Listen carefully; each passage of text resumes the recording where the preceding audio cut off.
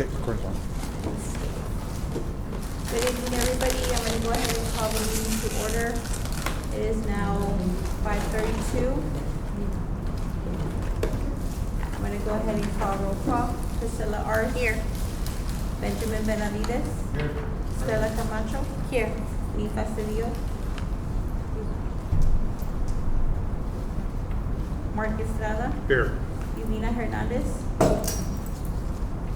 Dora Maldonado, present. Belinda Peña, she did email me stating she wasn't going to be able to be here today. Evelyn Reyes. Present. Roxanne Reese. Present. Isabel Vasquez. And Veronica Vela.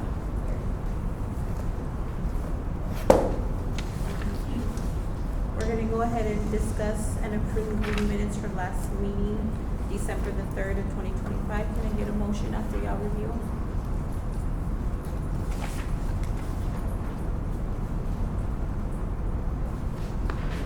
Marcus, without first motion. Thank you, Mr. Mark. Motion, can I get a second? Second motion for Sarah Maxey. Thank you, Ms. Priscilla. Okay, we're gonna move on to our presentations. First up, we have the Centers for Healthcare Services, Mr. Nicolas Razik. Did I say that correct? Razak. Okay, thank you. Yes.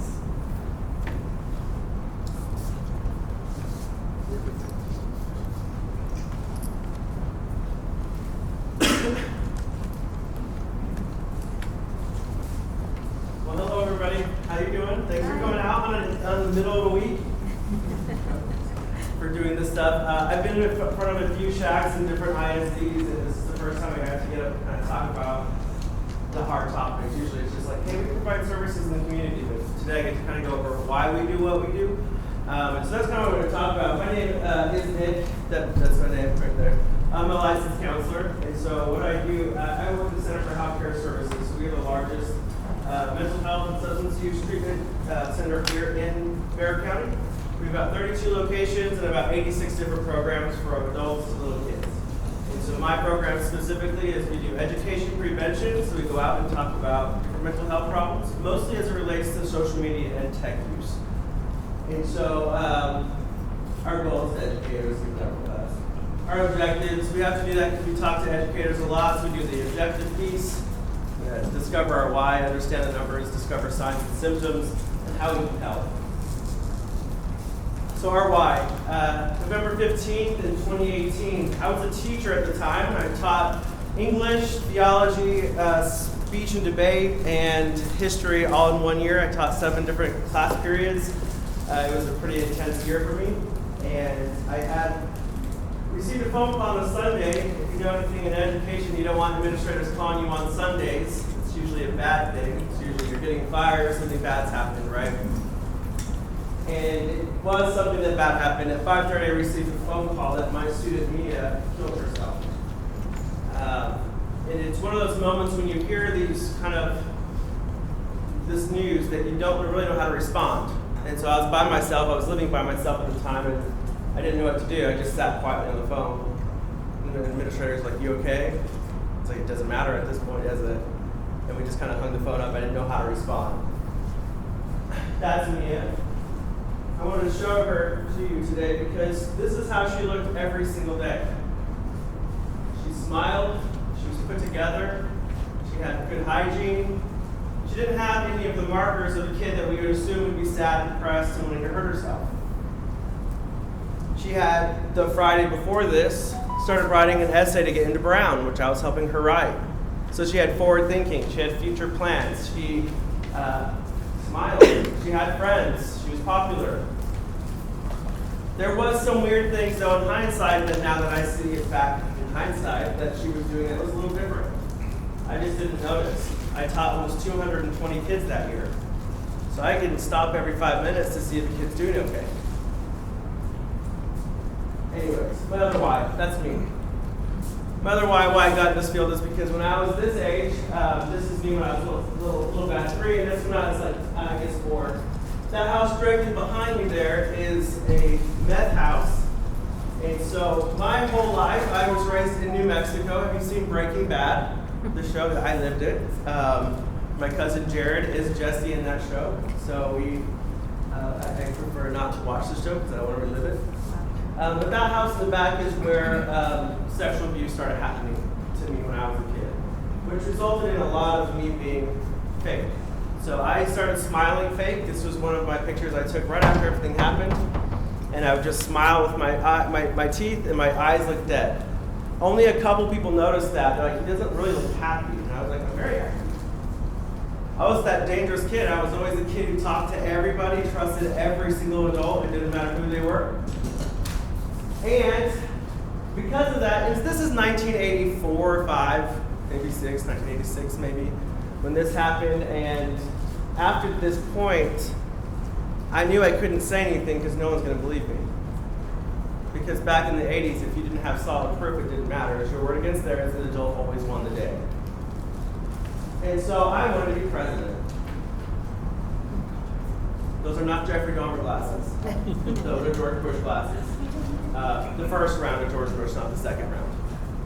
I wanted to be president. I didn't know anything about politics. I didn't care what Republicans, Democrats. All I knew is if I could be president, I could help kids. I could help change all the stuff that happened to me and put bad people away. I just wanted to be president. I dressed like that every single day for almost a year. Do you think I got bullied? Go ahead and say yeah. Yeah, I sure did. My brother started, actually. He bullied me. So that was me. And then all through high school, it didn't much change. I had glasses. Still do. I got picked on, I got bullied, all kinds of different things all through middle school and high school. And when I was a sophomore in high school is when I started having suicidal thoughts. I had a plan, I had intent, and I had the means. I was raised in the country. By the time I was 15 years old, I knew how to use guns. We'd go to the range, we'd go out to the back, we'd go hunting. So I had a gun, I was ready, and my friend Josh noticed something just a little bit different that day. And he said, hey, I'm coming over. I said, no, don't come over, I'm busy. He's like, either I'm coming over or I'm telling your mom. Now, my mom is a very interesting lady. She is about 5 foot tall, very spiritual, and she was going to throw holy oil on me if she found out anything. So I was like, please don't tell Connie girl. She's going to come after me. So Josh came over, talked to me, and he said, why are you going to let these guys win? So what do you mean? He's like, I know you want to clear yourself out. He just knew something was different. Because Josh took that one moment, it's what saved my life. But let's get back here. The next day after I got a phone call that Mia killed herself, we went to school and nobody knew what to do or how to respond. The first thing that we were told is, today we just need to teach classes as normal. That's not possible. I taught Mia twice. I taught her in speech and debate and in English. There was no way I was going to sit there and teach English with her desk. So I said, nope, not going to do it. And the superintendent at the time said, excuse me, yes you are. And I said, no, I'm not. Did you even know what she looked like until today? He said, well, no, I didn't. I said, I twice. I have empty desks twice. That's like staring into the abyss. I'm not doing it. I'll stay here, I'll keep composure, but I'm not teaching. I'm going to let my kids breathe. There was no real leadership at the time, there was no care, and to be fair, there was not many real counselors on campus. The one counselor that came over from the church said, I guess we have to tell all the kids she went to hell. Nope. I made her leave. I also cussed and almost got fired again. If you're not going to tell my kids that. This is not the time to start talking about religious beliefs. It's the time just to comfort kids. So I sent her away. So Mia, I started reading everything she ever wrote. When I say every single thing, I'm going to be honest. As teachers, we don't read every single thing. We have bell work, we have all these things, small journal entries. You did it. We check it. Good job. We don't read everything all the time. We can't. It's impossible. That day I did. I read every single journal entry, every single essay, I had to miss something. What did I miss in Mia? I knew she had a diagnosis. That doesn't mean they're suicidal. She was bipolar. She had no symptoms. She was never manic. She was never really depressed. She was just a seemingly normal kid. Now, at 3:30 though, in the afternoon, you guys remember 13 Reasons? It's this TV show that came out. One of the students came to me and she's crying and she said, Mr. Razak, Mia wrote about you on her blog.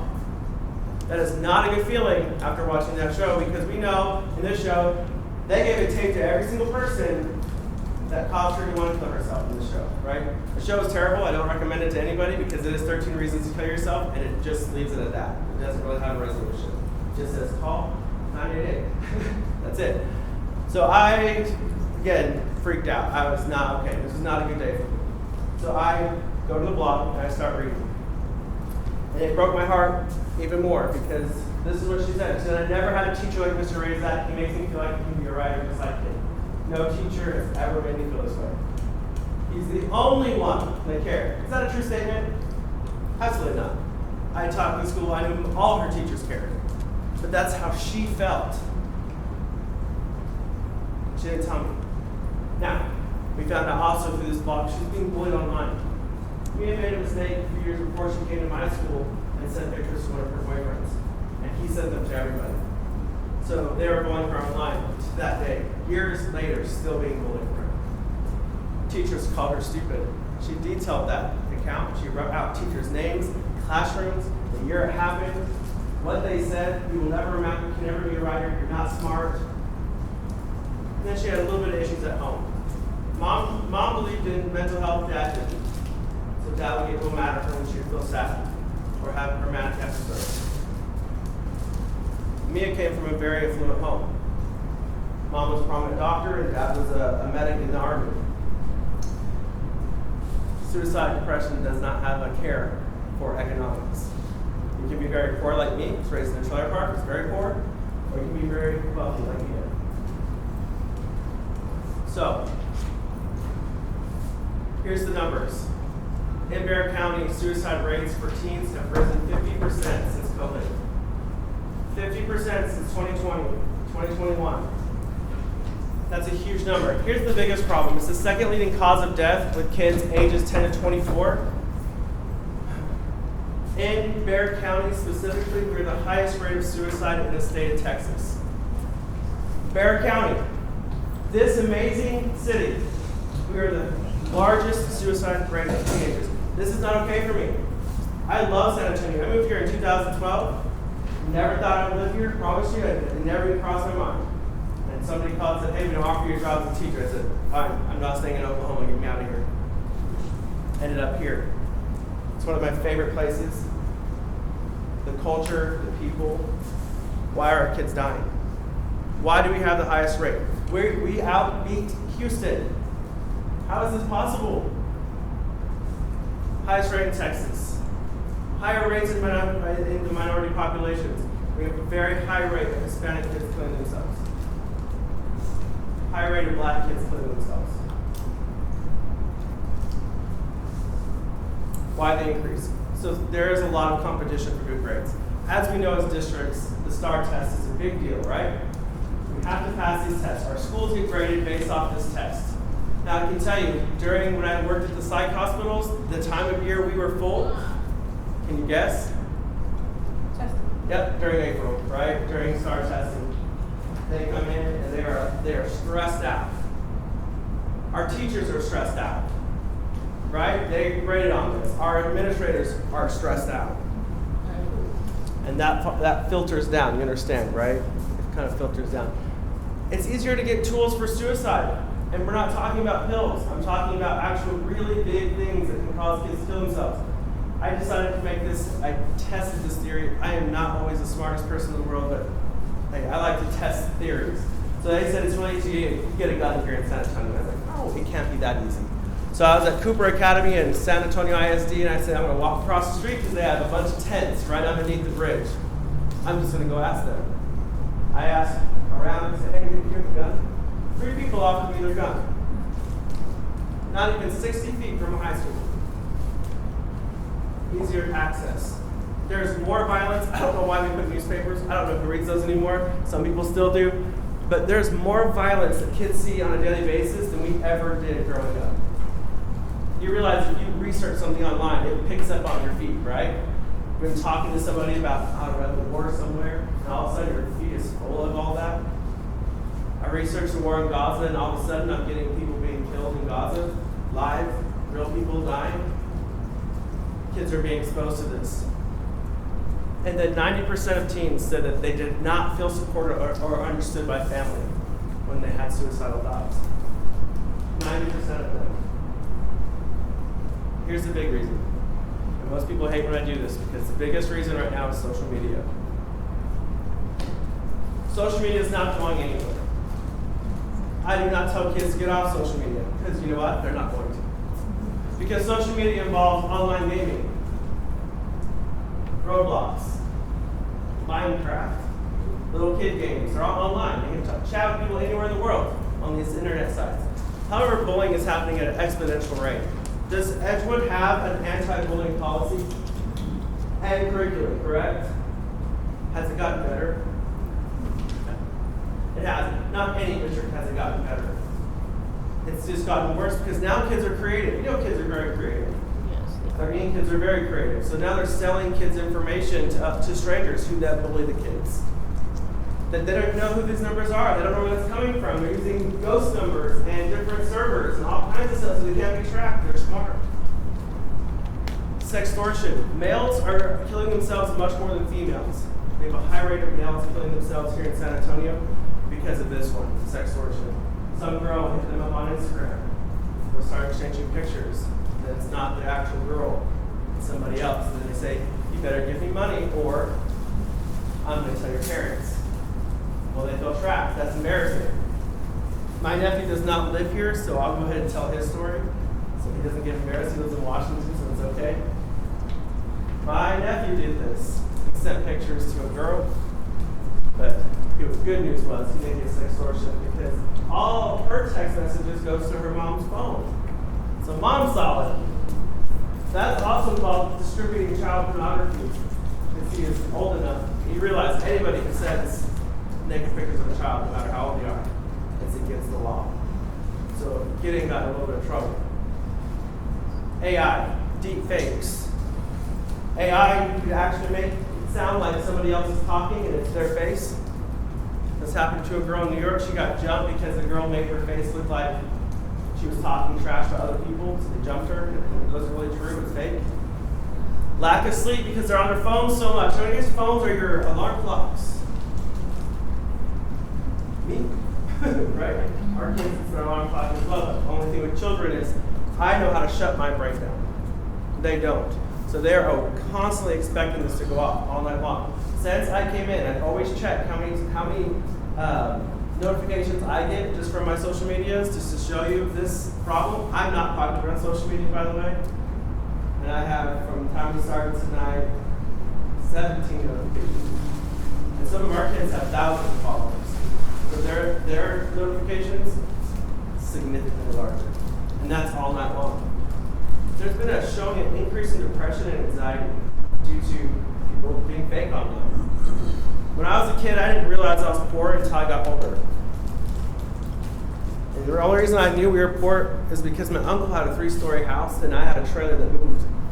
And it was separated in rain seasons. I was like, why does he have a big house and I don't? All of a sudden I realized I was poor. The kids realize how much money they have and don't have based on what they see online all of the time. So they're fear of missing out. They're doing all these things online. They're missing things. And then on top of that, with that, people online are grooming them and saying, oh, do you want those new shoes? I'll send them to you with your address. Kids who feel bad enough about themselves will give their address out. And it's addiction. These are addictive. Have you ever walked away from your phone and only realized you missed your phone because your leg vibrated? You know where's nothing? Don't lie. Everyone has done it at least once. Freaked out. Or you wake up in the morning and can't find your phone. So it's under your pillow or something. Freaked out. Might have a little bit of an addiction. Now, here's what you look for. For kids who could be suicidal. If they have a drastic change in personality. Problem with teenagers happens a lot. They change their personality a lot. They get sad, they get mad, they get all the different things kind of continuously. Problem is, we're talking about drastic change. So a kid who comes in and you know this kid and they're happy and all of a sudden they're not happy. Or you have the kid who comes in, has the hoodie on all the time, always covered, and all of a sudden the kid's hood is off. And he's smiling, he's engaging. Also a good sign something might not go right. It doesn't always mean they have to look sad and dirty. And this is why I talk about Mia. She never looked like that. Alcohol, drug use. No one in Edgewood ever does that. I know that, right? No kid here.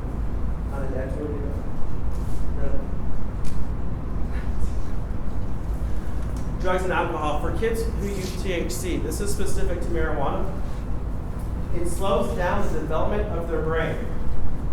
So, when I was a kid, we were told our brains are fully developed at 21, 22 years old. Do you know what it is now? You want to take a guess?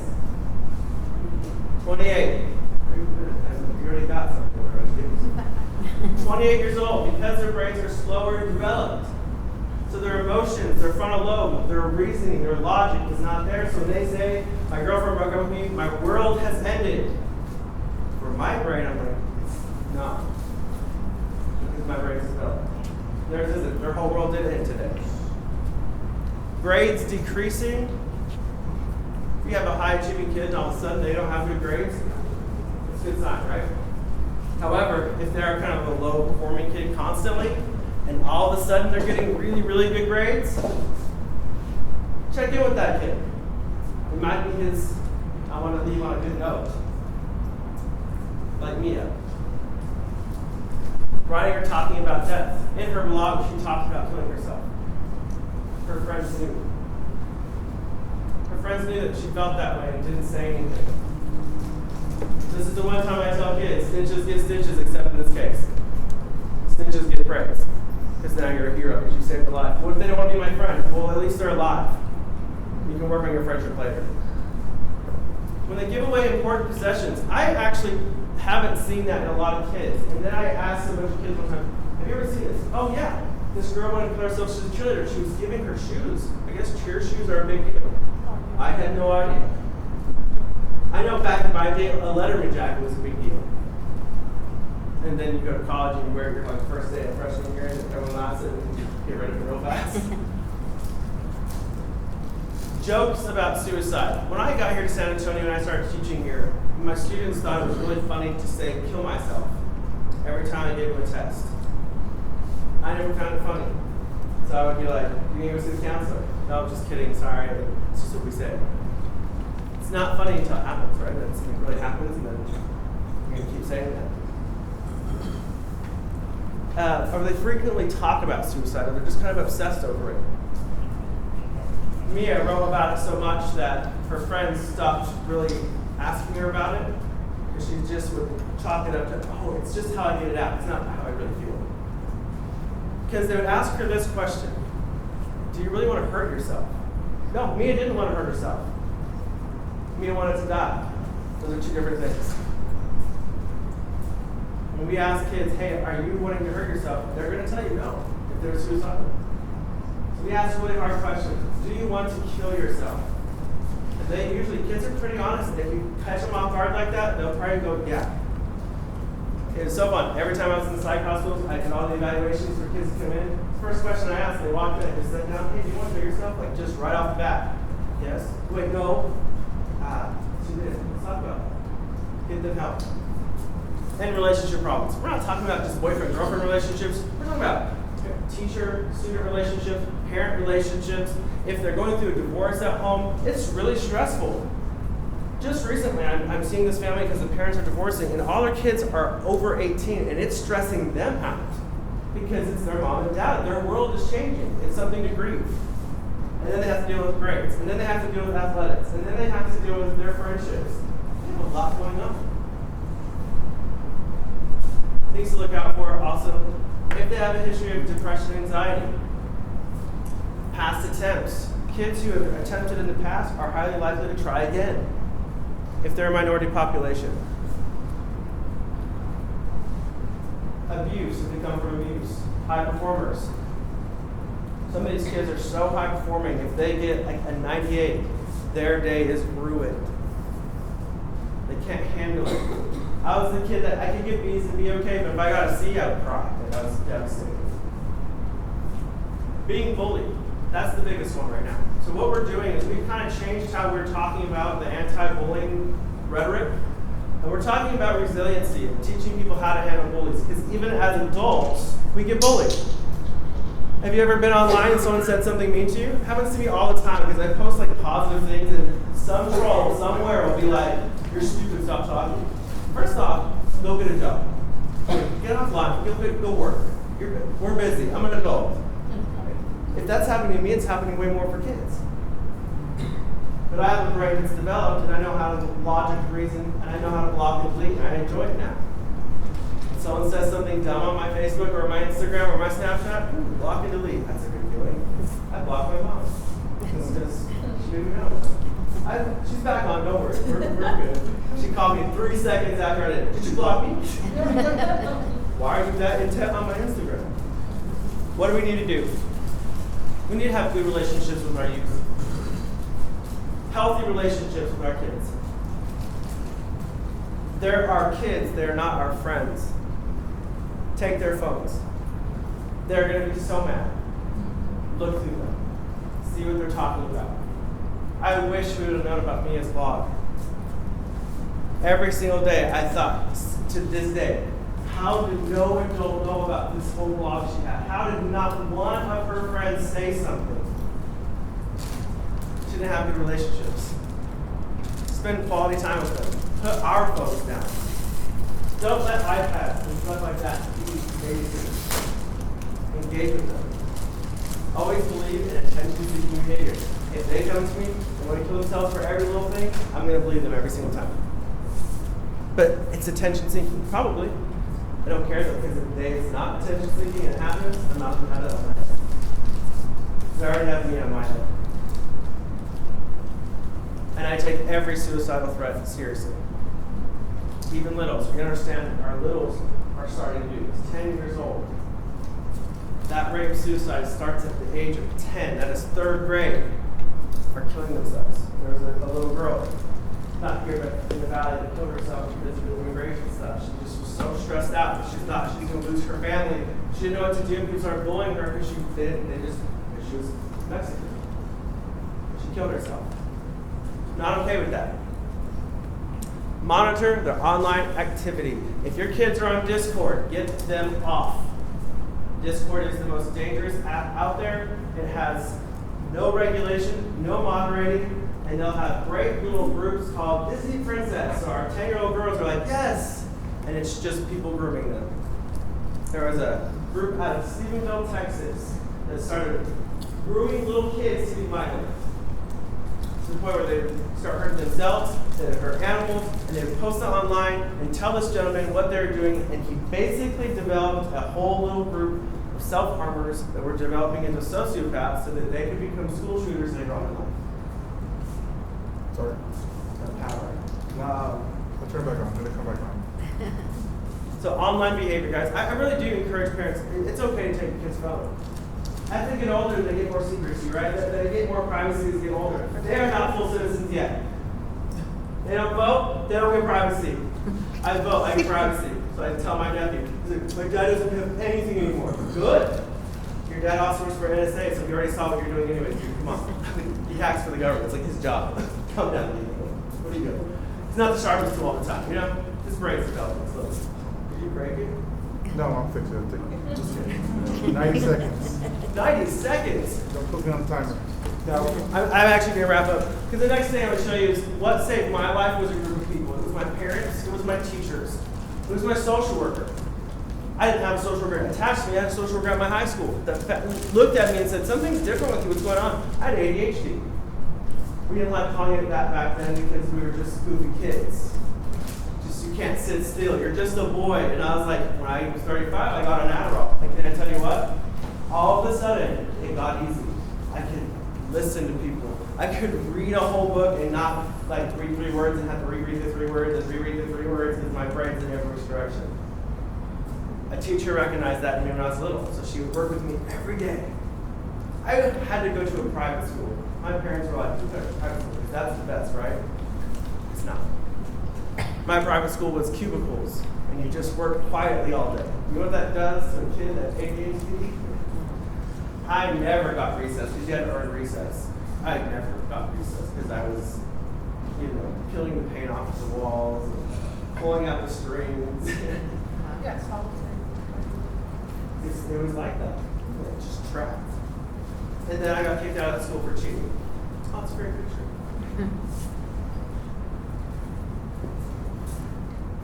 There's a piece that I want to show you. because not all the stories are bad, not all the stories ended like Mia. There are good stories. Because there's Richard Garcia. He's a kid. He's 26 now. That's how long I've been in the field. He's 26, he owns his own company, and I do mentorship with leaders. I help young entrepreneurs build their companies. And he said a few really good words about me. He said, I wouldn't be alive today if it wasn't for you. Because when Richard got here to the United States, he's a Cuban immigrant. His parents left the Fidel Castro era. And so he came here, and his parents thought they had arrived, but they were very poor. Richard didn't know if he was white, black, Hispanic. He didn't know where he fit in, and he just was lost. And I saw it the first day I saw him. He was 5 foot tall on a good day. Like with his basketball shoes, he made me 5 foot tall. He's I'm gonna be able to go out. Maybe. Let's try some. Let's have a backup plan for him. Here I am.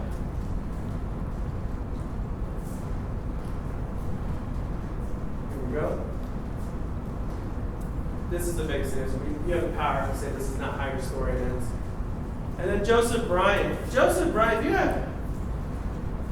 here's that one kid that he can just see all the buttons and he'll just push them all in like 3 seconds. That was Joseph. He was rowdy.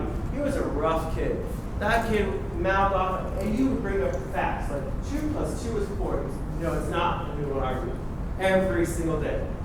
Every teacher, watch out, you're going to get Joseph this year. I got Joseph. He was a little rowdy. He wasn't that bad. It's just redirected. He said, I want to thank you because you treated me like a human. Yeah, you were. But I did know a teacher who didn't treat him that way. She was horrible. She was really mean. Mackenzie. I saw Mackenzie when she was in 6th grade. I taught 8th grade. She would walk through the hallways. In middle of summer, right? August. Full sweats. That's not normal. Not in Texas. Maybe in Michigan. And I asked her, girl, why are you covered up? What happened? Her grandpa had been abusing her for years. So we got police involved, we got counselors involved, and because of that, she was able to get help. She now works as marketing at Kids 5. So there are good stories that come out of this because we can recognize symptoms and signs in kids if we take the time to do it.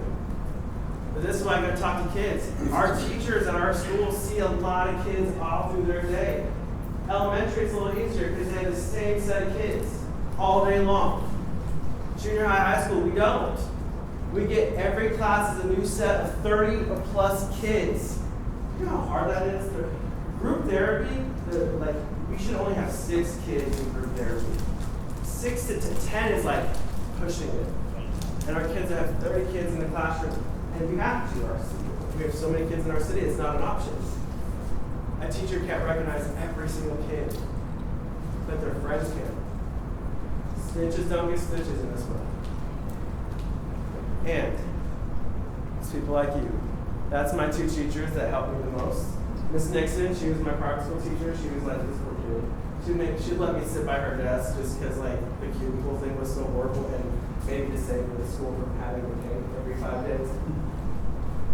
Miss Whitaker, she's the older lady there. She looked like that when I was, this is a recent picture, that she looked like that when I had her. She has to be 112. She's a Facebook warrior. She's always on Facebook. She's the reason I read. She can take time to teach me how to read. You get distracted. You say, read 3 sentences out loud and then come back to it. She taught me to love to read.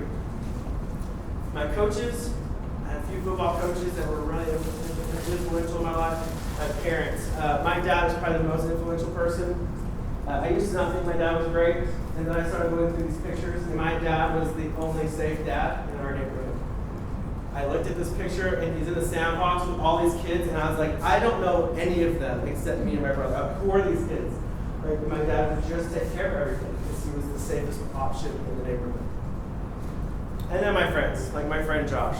He's a little tiny guy. He's still a little tiny guy. He's from Canada. He came to Farmington, New Mexico. He had that weird accent. We all made fun of him. He's this tall still.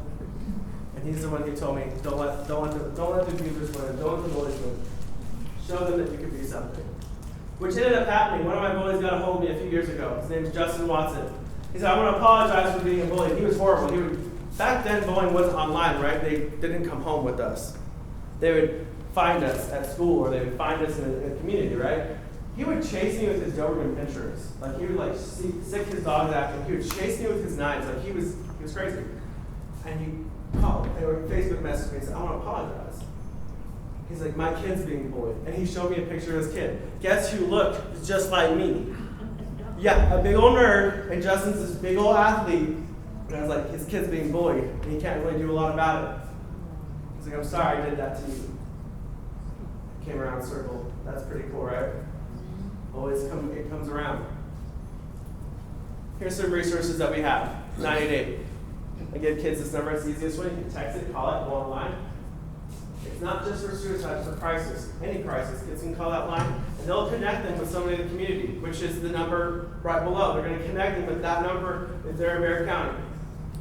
That's my number for our crisis line. It is 24/7, 365 for adults and kids. We have a kids team specifically that goes out and does assessments at schools, parks. The weirdest place we've done one is at a bus stop. We did an assessment at a bus stop because the kid was in crisis out there. We'll be there. And then there are psych hospitals that are really good. I choose these two on purpose because if somebody does not have insurance and they need to go to the psych hospital, the Center for Healthcare will pay for their beds at these two hospitals. We will fund those beds. All they have to do is say, I'm unfunded, please call the center. We'll do an assessment and get them beds paid at those two hospitals.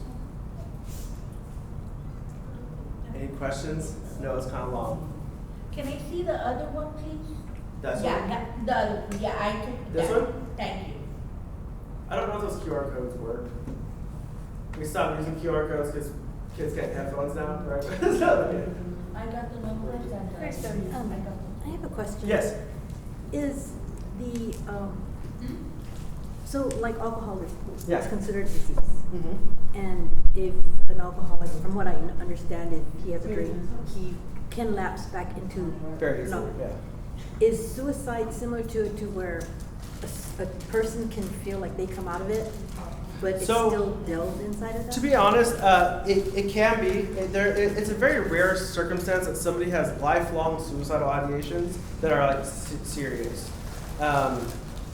There is a few diagnoses that have that. So that usually is somebody who is like schizophrenic or has bipolar with psychosis. A lot of them will struggle the rest of their life because they do have to be on meds forever. If it is a kid who has depression right now, it is a high possibility that they will not have depression when they get older. It will change. There's very few lifelong mental health issues. The ones that are, the big ones that are genetic. Yeah. Anxiety is probably the longest lasting one. But again, if the kid is, I mean, I think, to be fair, there's morbid thinking and then there's suicidal thinking. Morbid thinking is like, what if I run my car off the road right now? Well, impulsive. That's not suicidal. That's just a wondering. Versus, I want to kill myself today. I'm going to run my car off the road. Very different thought pattern. So we don't admit for morbid thinking. Like we won't say, take him to the hospital. We'll just say, probably need to talk to somebody if you have those impulsive thoughts. Because people do that. I wonder what it'd be like if I just did this or whatever it is. Those are just morbid thinking. However, if there's ever a question, call a professional to do an assessment. They're really good at pulling things out of people when they need to. When we do have the testing month, we're busy with crisis, we're busy at the hospitals. It's the first question I ask, are you here because of testing? Yeah, because there are kids who do that to get out of testing. They will do it, I'm not even gonna lie. I'll admit them anyways. Come on in. You might have to stay the night in the waiting room because we're full. Well, you're staying. But then I'll say, you do know you still have to go back and take that test. Oh no, I feel fine now. Nope. I don't believe you now. You made the outcry. I will always believe the initial. Come on in. They're not very long. Usually it's usually a 2-3 day stay when that's the case, but absolutely not. We're not ever going to make those jokes. Those kids typically don't come back though. They're like, I shouldn't have said that. I should have got out. Or the ones that say, hey, let's go to the hospital together. It's always fun to get that question out of them. Is there a trigger that you found? Which A trigger point? For males, it's usually, because they're very impulsive, very impulsive, so it could be they'll be fine, their girlfriend breaks up with them, and then they seem fine, but they're not fine. And it can be very quick for males. So it's always just, it is a conversation constantly. But big triggers, it's gonna be the bullying aspect. It's gonna be a girl who, boyfriend cheated on her. It's the kid comes from abuse. But sometimes we don't see it. I was fake. Nobody knew I was sad. I talk just like I am now. I was this way in class. My personality has not changed much, but inside I was dying. And nobody knew, except Josh, because Josh saw me every single day at practice, every single day in all our classes, small town, we had the same classes. He noticed something very subtle. My teachers didn't always notice that. Because my high school was the only high school in like a large area, and we took in all the reservation, including my whole city, until my junior year, the new high school got, and all the rich kids got to go to the new high school, and all of us went to the portable, we call it portable school, because that's all it was, it's all portable. So those triggers like that, yeah. If you know kids who've been abused, kids who come from homes that like maybe mom and dad aren't involved, they live at grandparents' house, are highly likely to develop depression and anxiety. Kids that come from divorced families, and so it's just always checking in. Kids are hard because we do want to make sure we're checking in with them all the time. Some of my students would get super annoyed with me because I didn't do it. You all right? After Mia died, I checked every single, I took the time, it was, because I also coached every athlete. Hey, come over here, what's up? You doing okay? Yeah, why? How are you feeling? Are you sad? Do you want to kill yourself? Every single day. Those kids, end of that year, they're like, why would you ask us that so much? I don't want anything to happen with me again. When I got these numbers, I really thought it was trending down. The suicidal numbers here in Barron County, it's not, it's trending up. I'm not okay with that. So I am working with all the counselors. I have knocked down school doors. We've got to start helping our kids. So what we're doing is we're shifting to the leadership model, and what we'll be doing here for Edgewood is coming in May 27, 26, 27. We're going to do a leadership conference. We're calling it leadership because if we say, come to our mental health conference, kids, they ain't coming. We're going to talk about resiliency. We're going to bring guest speakers in. We're going to talk about it. We're going to do games. We're going to try to get kids in a space where they can feel like, you know what, I can overcome this. I'm not going to talk about bullies. I'm done talking about bullies. I want to talk about these kids that need to have resiliency to overcome those bullies. All right, y'all. Thank you so much. There is resources on the back table. If you want them. Squishy balls. I have one more question. Stress. before you leave. Are y'all gonna consider doing a partnership with Edgewood? We do have an MOU for. To be able to come in? Because I know Rice Recovery was at one point. Yes, we have an MOU. He's presented a lengthier, more in-depth presentation like this to all of our counselors and social workers. And then we've been working together to have a student leadership summit. But also, like I was sharing with Mr. Benavides, whatever other topics, Nick has been great. He has a wealth of different presentations on like the dangers of social media, sleep hygiene, all, you know, plethora of different. AI presentations. So we can come back to this forum or to the Unidos or to whatever other parent engagement that you all want, any of those topics. So y'all can contact me directly, or if you want to go to Ben or to Mr. Gavica, and we have an agreement on it. I think that's good to know. Yeah, and then I gave everybody, well, at least this here, the flyers in the back, I gave everyone here my card for my programs. To get in schools. In front of kids or in front of parents, either one. I'll talk to anybody and everybody. Some of my parent meetings have like 2 people, that's fine, I'll talk to 2 people. Sometimes though, Judson ISD, they'll do is a like attendance recovery day, and like all these kids have to be there to get attendance back. And then they did it in September, which I was like, that's kind of weird that early. 120 people showed up. I was like, you already did that? You've been here, what, 3 weeks? Did you not come at all? Like, so they all came. I got to do this exact presentation in front of everybody. It was a great time. It was a lot of fun. Got some really cool parents talking with their kids at the tables. It was really neat. And then last year, they did it again at the end of the year, and he's like, there's only gonna be like 20 people. They did it in a library. There was like 96 instead, so it was like full. I was like, all right, here we go. In the library, we're all walking like this. It was so crowded. Anywhere and everywhere. We even had a family ask me to do it at their family reunion. Kind of weird. We'll do it. Hey guys, I know we're on here to celebrate each other, but it's not about social media. Thank you so much. Thank you. Yep, Thank you. yeah. Thank you.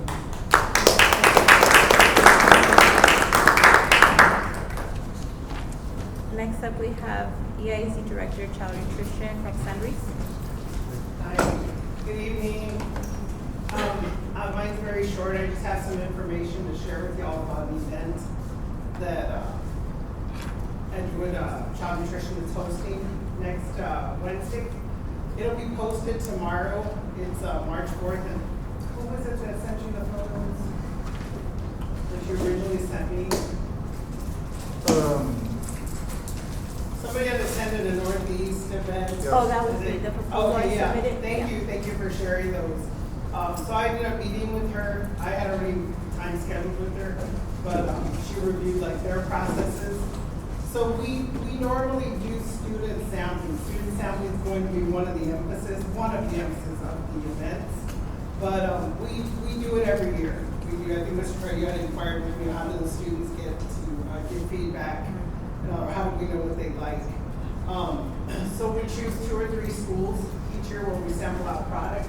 And it's a school event, it's during the day. It never occurred to me to tell PR to come out because it's just a one-on-one for us to get feedback from the kids. But we did one at Las Palmas this year where we did invite them. So that's what we do at other campuses annually. And we try to choose high school, middle school, and elementary to get all the different grade levels. Because I mean, Kennedy Taste and Memorial Taste, they're not that far apart, but they don't like the same things, you know. So that's common in school districts. So on the 4th, it'll be from 4:30 to 6 at Stafford Elementary. And after looking at several schools, we needed also something with a layout, the kitchen to have the 2 serving lines. And so only the students, of course, will be allowed to sample, but we're going to, he also called me, kept me busy. He called me about grant money. So, because that was a concern, is how are we going to pay for this, you know? And so we did get awarded some funds. They haven't told us yet how much, but to turn it into a nutrition awareness event. So we're really excited. It's going to be a lot of fun because we'll have the sampling for the students, and then we'll have different stations, just like a health fair, to promote like locally grown produce and testing coming up. So also for us, every year we do raspberries, blueberries, strawberries around testing time because it does promote like brain function. That's our way of contributing, you know, to the students. We do pass out flyers at that time too, so they can be encouraged to eat it. And then we stopped doing it the week of testing because all the principals request sacrilegious, so we started doing it before. Because if something's going to work, it needs to take a little bit longer than the day of. And they need to eat it more often. So after meeting with my team, we realized nutrition awareness is very important. The emphasis is going to be on brain function, fruits and vegetables that help with it. But of course, nothing's proven on there. And it's just to spread out and encourage healthy eating, especially with guidelines changing next year to where our sugars, the amount we're allowed to give has dropped. We've already gotten a head start on that. And we've seen the decline in the kids touching our cereal because it's just plain like Cheerio, everything has to be below 6 grams of sugar. But like with everything else that we've put out there for them, the changes, they adjust well. This year they're like, oh, where's the Fruit Loops, you know? But we wanted to start a year ahead with lower sugared items because it's coming regardless. So it gives us time to find interesting ways to serve them healthy meals without all the extra additives to it. So getting the feedback, we're going to do QR codes, and then we'll still have hard copies of surveys for whoever samples, you know, to come on out. And then we'll have samples for the guests too, different types of samples. We're working on getting these little pots for kids to be able to see like seeds and growth in the dirt because of course TDA has requirements when you use funds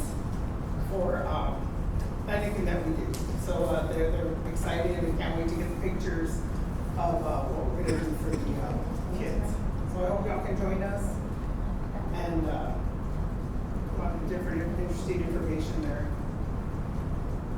Any questions? Today was gonna be posted when? What? The flyer? When was it The gonna flyer? be posted? Oh, public relations will post that tomorrow. Tomorrow. Yes. So this, I stepped away from the Uh-huh. so sorry. Hi. Thanks for having us here. Just a question, so what you mentioned was just a plan to have some samples of some needles? We're working on getting dirt and seeds to Oh. give, because the sampling is one part of the fair, Okay. but the rest of it is stations that will have different, like, showing how we are part in sustainability and how we try to avoid using harmful products that are harmful to the environment. Right. We're gonna have a little like farmer's market theme with fresh fruits and vegetables. And then we're gonna have a hydration station and then a smart snack station. So far, that's what we have. Okay, so nothing quite good in changing, like, making new implications to the menu, right? Nothing, not that. Oh, so the sampling will help contribute what products will be removed and added to next year's menus, yes. Okay, so no, like back in the days when I used to be a Uh-huh. student, we loved the hot meals, like we loved enchiladas or like the baked rolls. I know things are different now. No, not for but- us, we still make enchiladas and we make rolls. So Yep, why does my kids say they eat? Well, is it out everybody? because Because, they're kids. well, because I've eaten there before and I used to work for Edgewood, so they didn't look rolled at all. They were just put in like. Are they freeze. like frozen? They don't What's look. that? The enchiladas. Are they? No, are so they our made from enchiladas, scratch? now, I'd say, what is the last, have y'all done the frozen yet? For one time, right? It's gonna be our third time already. You've done it? Tomorrow. Okay, because y'all were like the last ones to jump on. So we were rolling our enchiladas, correct me if I'm wrong, but it's a lot of waste at the end. So we tested the frozen ones on 3 schools that only have like 3 staff and really aren't able to do all the labor. So you have to look at labor cost Sure. versus, Right. something that's easier, that's gonna sit, and they don't have to prepare all at once. When you roll enchiladas, you're gonna serve all those enchiladas somehow. I hear you. No, my mom, Yeah. 42 years retired from the food service. Right. And I saw her roll and she would tell me, like, I'm on the main dish and I'm rolling all day, you know, that's what Yeah, yeah, and the girls do a wonderful job, the Yes. recipe is wonderful, it's just a little bit high in sodium, to where if you reduce it, you're gonna taste a lot of flour, because our first original recipe is flour. The sauce we use now is gluten-free, and we tested actually a couple of years ago, this is sometimes how long it takes something to get into our cycles, because there's a long list, it's not like we run out of things to serve, but to test them out with the students. And I'm sorry not to get off the enchiladas, but as far as scratch cooking, we're still over 50% scratch cooking. And we'll have the menus there to show and highlight what we still do. No, not a lot of our food is processed and thrown in the oven. So, I would like to make that clear. No, and I appreciate that Yeah. only because, right, so some of these kids, like, so my son's an athlete.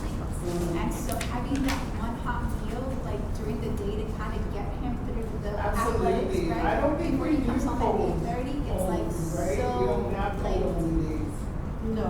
No, there's always hot meals. I think they have like 4 courses and like 3 super hot and 1 cold. And I was not really a question. It's like, no, not really. Well, my son, brought up like, Mom, the pasta's good, but it's cold.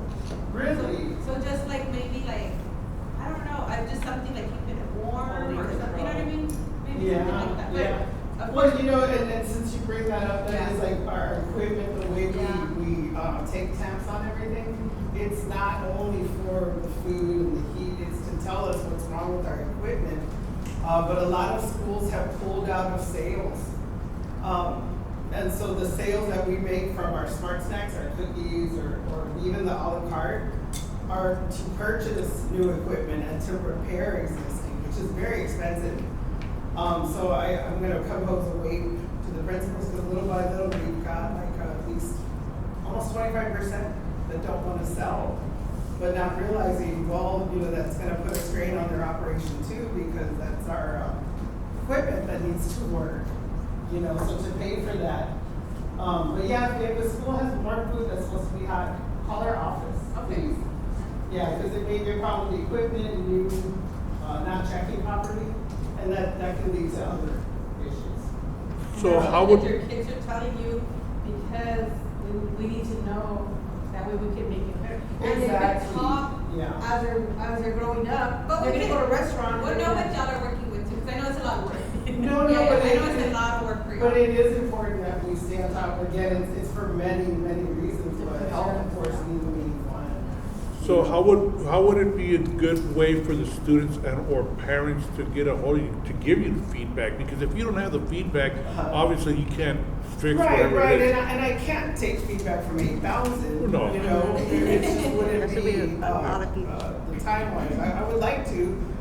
So we're trying to be a little more creative, like the QR codes is what we'll have at the sampling, but we continue to sample throughout the year at the schools with the different grade levels. Like soups, we didn't sample those before we put them out, but we're gonna sample them here to see if we're keeping them. So some of the items will be, we're doing a broccoli and cheddar soup, and we're doing a taco soup. The taco soup though, they tore it up, I was trying, yeah. But the broccoli and cheddar, what can we do different? Maybe offer it as a side instead of broccoli and cheese, or because it comes with a sandwich as an entree, maybe the child getting pizza wants the soup too. So these are the kind of things we're trying A lot to. of times they say that, like, they're giving it 2 good meals, so what should I take, ma'am? And I'm like, oh, I Yeah. can't tell you. So that's what we hear, like, well, they don't like the food, well, sometimes they have trouble deciding. But it is a matter of balancing that out with the information we get from the surveys we conduct annually. Then our production records have, the numbers on there of what was left over, what was prepared. So those are, actually a binding document. Those are what TVA reviews when they come out to check that we are spending funds properly. So they have to be accurate.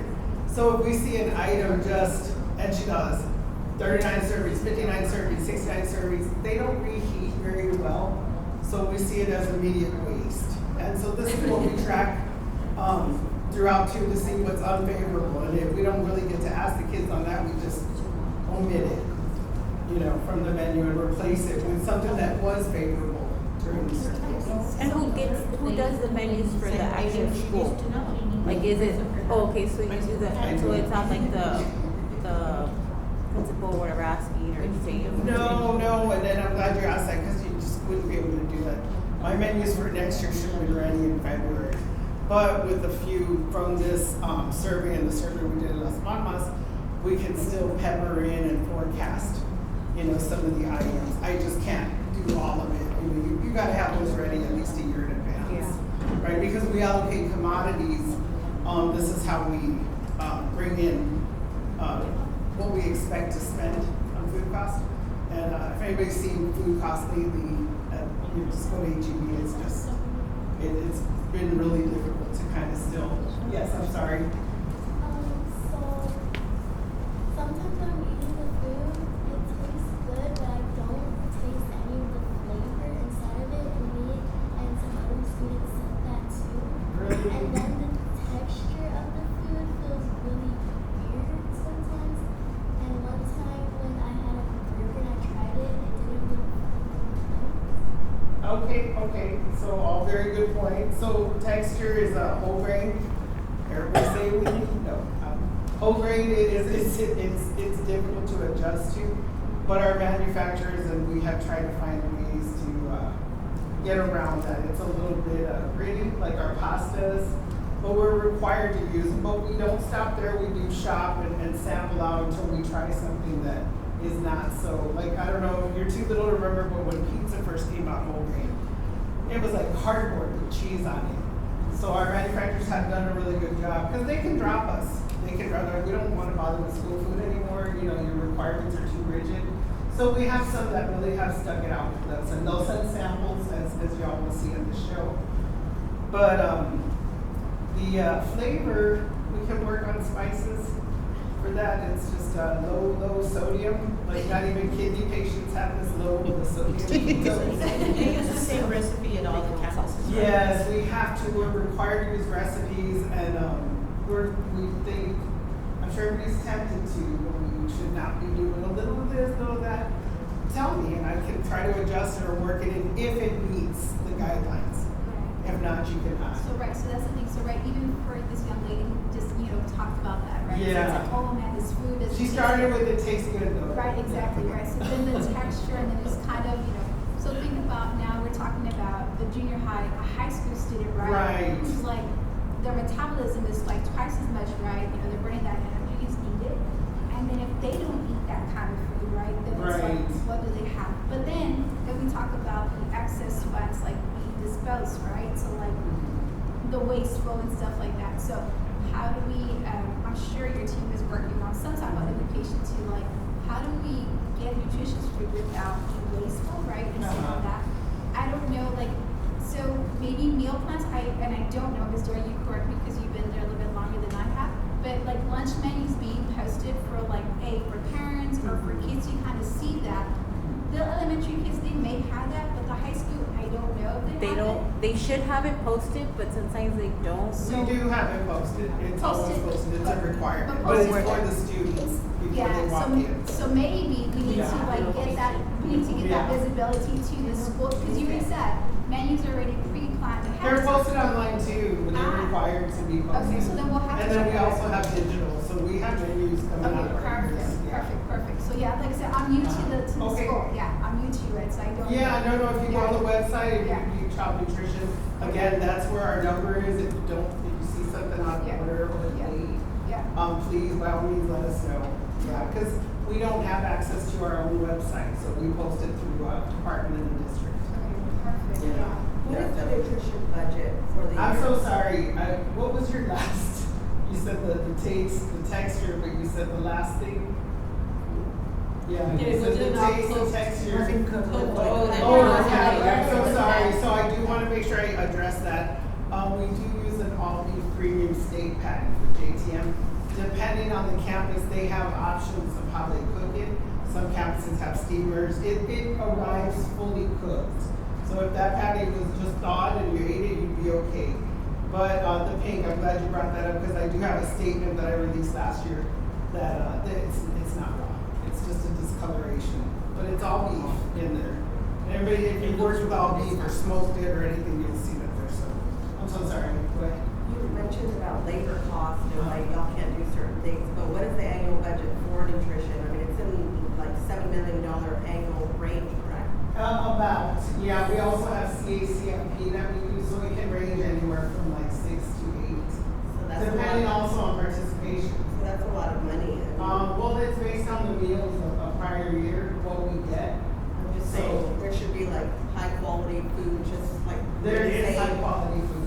To make sure that all kids, don't go hungry, because it looks being, it just No, needs that's- to be more thought into it, just because all the complaints. That's a we very see high on- quality food that she's talking about, yeah. And we can share labels and all that, but that would be again, you need to make an appointment and we can show you that. But, yeah, the menus do also have like the, nutritional. And I had another question, going down, like passing by the schools sometime during lunch, I see the San Antonio Food Bank there. Mhm. What meals are they giving to our students? Because they're preparing the meals, that's not y'all, right? They're not preparing the meals. Or what are they giving? They are a state agency warehouse. So we don't get donations from the food bank. It's food that they hold in their huge freezers and coolers and dry storage for us. So remember I was saying the menus have to be ready in your head because I have to allocate entitlement funds or pounds of beef, chicken, cheese to certain vendors or contract manufacturers. And then part of it, I do still believe in the brown box stuff to try to help stretch those dollars so we can offer that 100% beef patty. We can offer that premium pizza. What is brown box? It's an old term, I'm sorry, but it's like, remember government cheese? You know, like that. So brown box where it still comes from Land O'Lake or Del Monte, but it's, the brown box is gonna cover that. So food bank, it's not donations, it's money that we have entitlement. And now we do service entrance deliveries.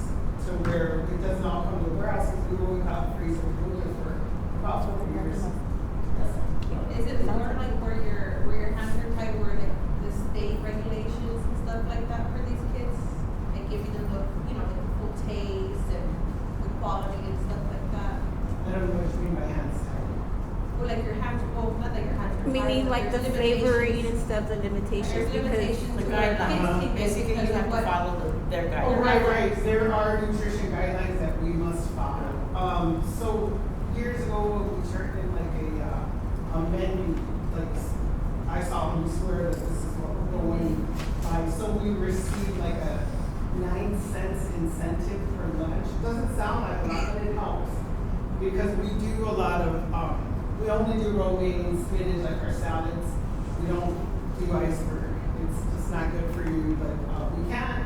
But we choose to use something that's gonna count towards the dark leafy greens. Everything we do is kind of expensive, but it's worth it. Our kids are worth it.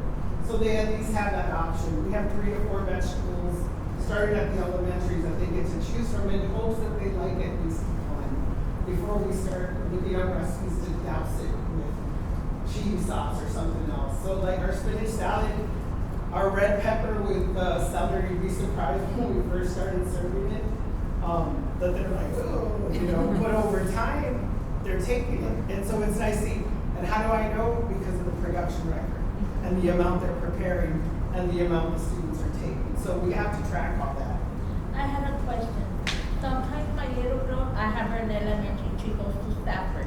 And she told me that one time, I don't know if it was the brown milk or the chocolate milk or the It was regular chunky. milk. It was ugly. Yes, yes, it was chunky. So we were using Ford Dairy, and they were bought out by another company. Long story short, the milk was chunky. It wasn't spoiled, but still, it still was very unappealing. So I pulled out all the chocolate, even though we had forecasted with them. It was a little bit risky, but I'm like, I'm not giving the kids. We're required to have the fat content that the state requires, which is 1% or fat-free. So we don't have to have flavored milk, and in fact, it's just more sugar. So we did great at that time. The kids didn't complain. I mean, you know, I see kids throw themselves on the floor for chocolate milk. Mine was one of them. But so with the white milk, they did well. We just incorporated the chocolate back in the following. Do they still get juice in the morning? They'll get it sometimes because the juice is, you know, so bad for their teeth. So I had pulled out juice altogether, but through parental encouragement, you know, we brought it back. But please, when you're requesting something, know also what you're requesting too. There are some fruits and fruit juices that it's 100% fruit juice, but it's still bad for them. If you're giving them juice at home too, let's not double up on that. Then one more question, because I heard you say that, you know, y'all keep track and stuff, but a lot of the stuff I see it myself, and it's not just in one certain school. I visit a lot of schools where the food just goes to waste. Like high school, all the kids like, miss, it's always like pizza, burgers, and this, and like, or they don't have enough, or the food's still cold, and that's complaints from everywhere.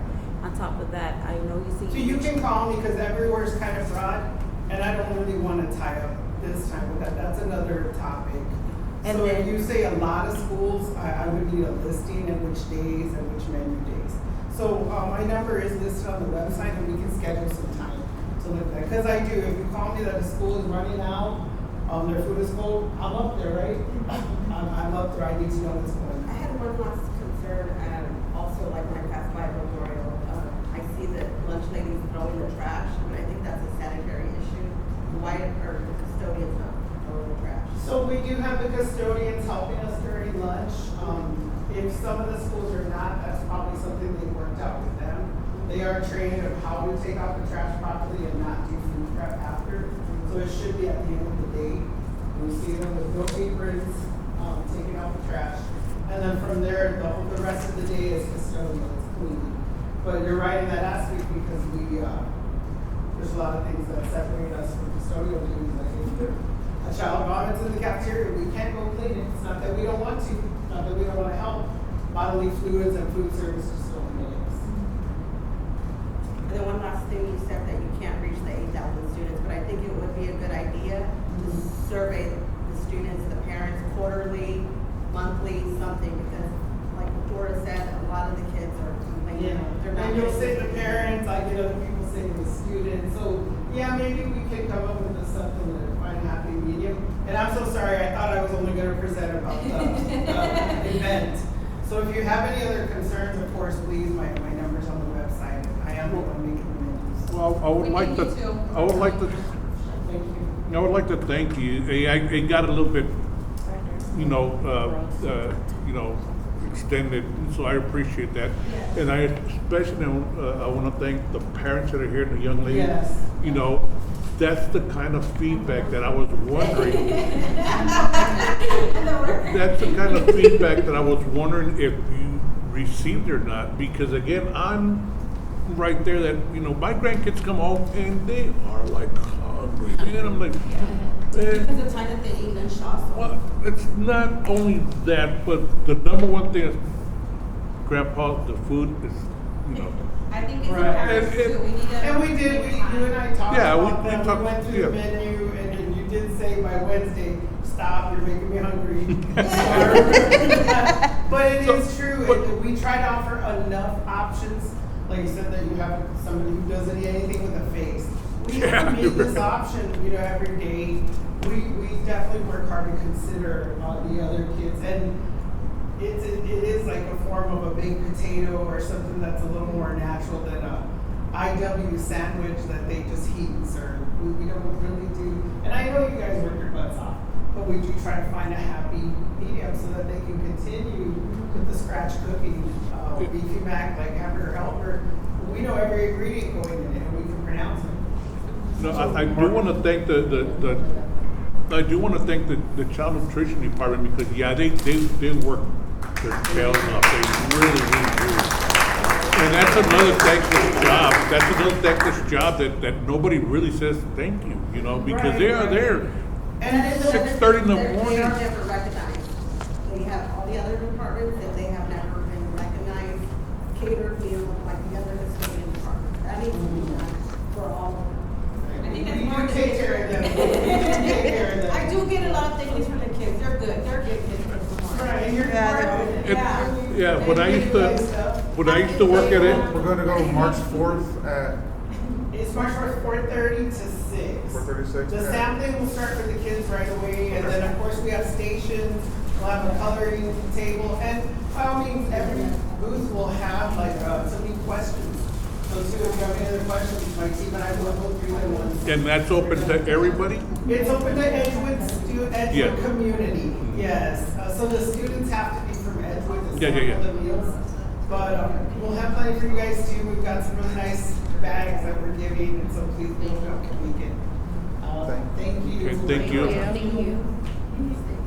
Thank you. And again, I would like to thank the public for coming in and asking questions, which, you know, a lot of it needs to be asked. And if you ever, you know, feel that you need to ask, or tell your mom, and, you know, go to the principal, the teachers, whoever. We'd really like feedback. Thank you. So, for today, there's no community comments. It is now 6:45, so the meeting is now adjourned. Thank you, everybody, for Thank you. coming. I appreciate it. The first might be so many people. Thank you guys. I need help with the flyer and the people to leave. Oh, can we motion? Oh, yeah, I forgot motion. Okay, we get a motion. First motion. Priscilla, Mark second. Second. You're about to get the motion. End of meeting.